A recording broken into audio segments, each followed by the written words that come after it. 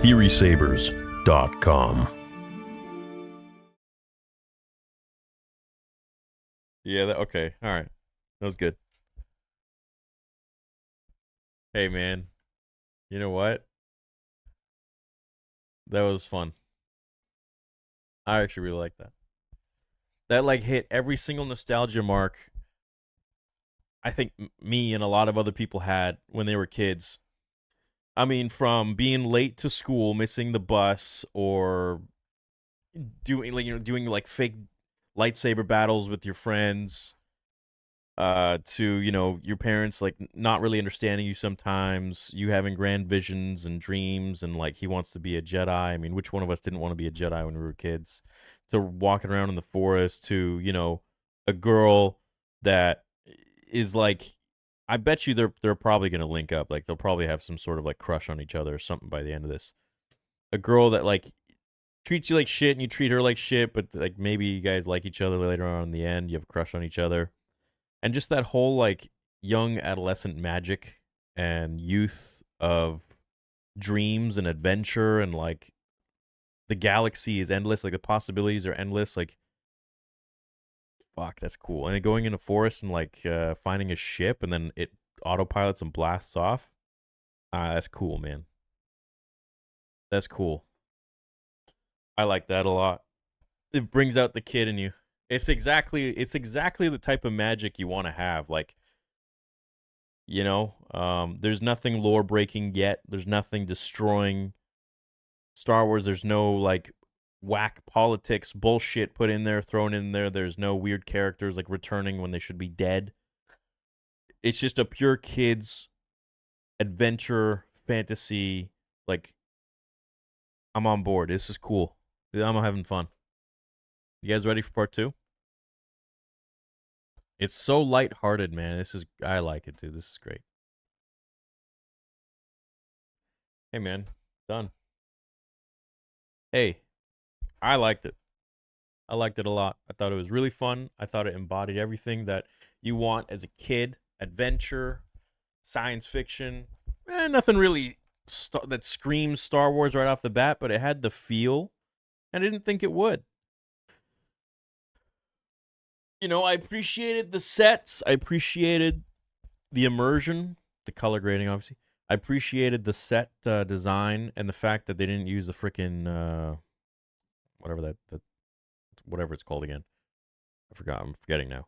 What they used in Obi-Wan that made it look claustrophobic. And I appreciated the fact that they got freaking aliens and droids, and it's not just all humans, which is great.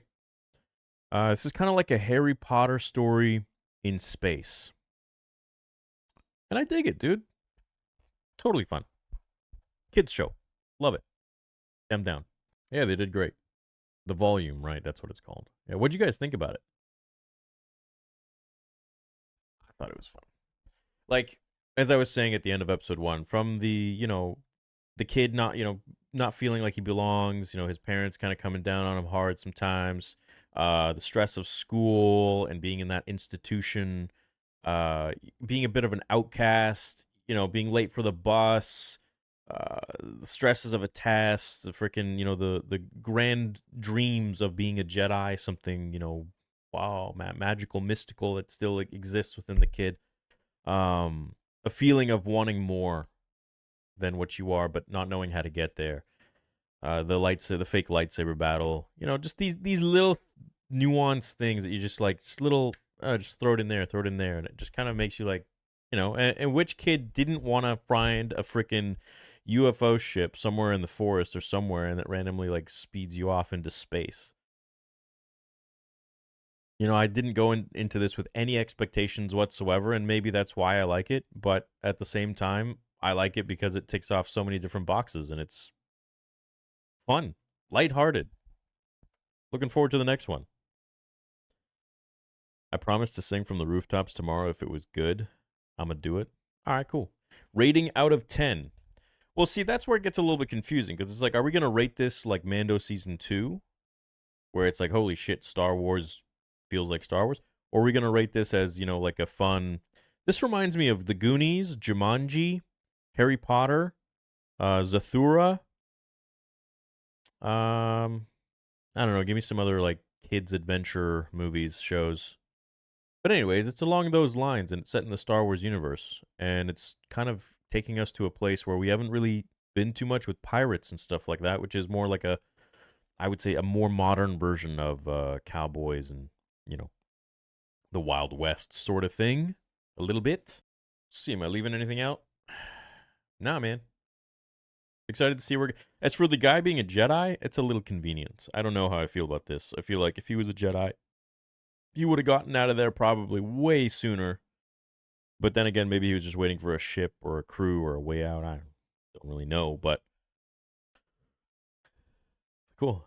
It has me smiling, man. Has me excited, feeling like a kid. The Page Master, yeah, that's one. Yeah. Guardians of the Galaxy, not really. Pirates of the Caribbean, yeah, feels like that. Had such a good time with you guys tonight. Right on, me too. I'll give it a crack just because you gave it a thumbs up. Yeah, look, if you're expecting like, Darth Vader and Luke Skywalker, don't go into it expecting that. But if just check it out, it'll give you a bit of those. It'll pull on those heartstrings from when you're a kid. I mean, if you had a similar childhood to mine, I think you'll resonate with this show so far. Now, that's not to say episode 3 and beyond will, shit on a lot of Star Wars, because we've kind of been proven that before. But so far, I think it's really fun. I like it a lot. I like it a lot. I had low expectations, but it ended up being pretty fun so far. It's like seeing Star Wars Galaxy through a kid's perspective. Yeah, and that's the thing with storytelling is when you have a like, let's replace all of these characters with adults. It wouldn't have the same charm. It wouldn't have the same mysticism and level of magic and adventure. But when you're watching something through the perception of a child, well, for the most part, when we were kids, all of us, at one point, unless you're Benjamin Button, we had that sense of adventure and mysticism and something grander and greater than where we're at right now, what we're doing, but we don't know how to get there. It's that kid's dream. And somewhere along the way, when you get older, that dream dies because you just get kind of,